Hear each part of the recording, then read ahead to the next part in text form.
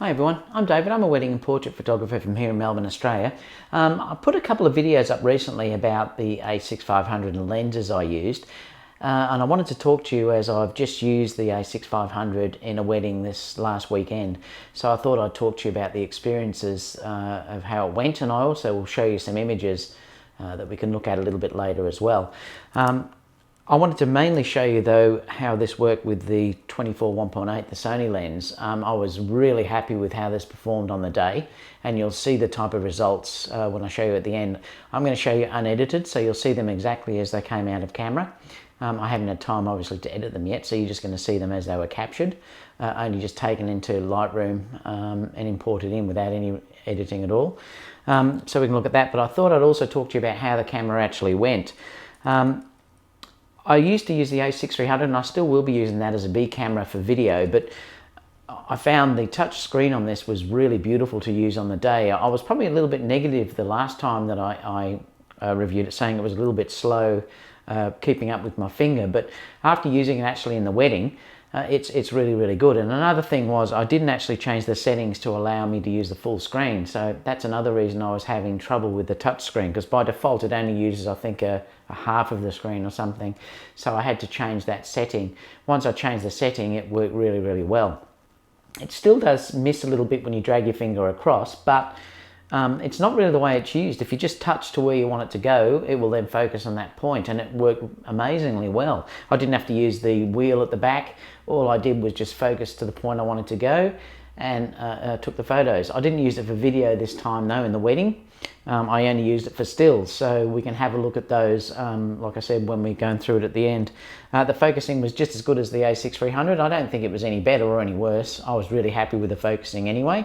I was using it to do continuous focusing of the bride coming down the aisleway, and that was really good as well. It kept up with her the whole time. I didn't miss a shot, so that worked great. The high ISO, which you'll see when we went inside, worked really well as well. They're nice and clean, so I'm really happy with it. And like I said, I only just got this lens, the 24 1.8, because the 35mm is my favorite lens, so now I'm getting 35 roughly on this camera, which I love to shoot all the time. This lens is incredibly sharp, so I'm so happy with it, and also it can focus very close to what it's using. I think it's 6 inches or less, so it, it's almost like a macro. It's not 1:1, but it's actually really quite good. So we'll have a look at some of those images now, and then you can just see what you think. Don't believe anyone that says you can't use these in weddings. I'm a professional wedding photographer. I shoot 30 weddings per year, and I know what quality I'm happy with, and I know what quality my clients are happy with. So if someone says these aren't good enough, that's not true. Ask to see their work and say that's how you can believe them. Usually they're trolls, people that say those sort of things. There's nothing wrong with using this camera for weddings at all. I'm extremely happy with it, especially with this lens. So we'll have a look at those images now.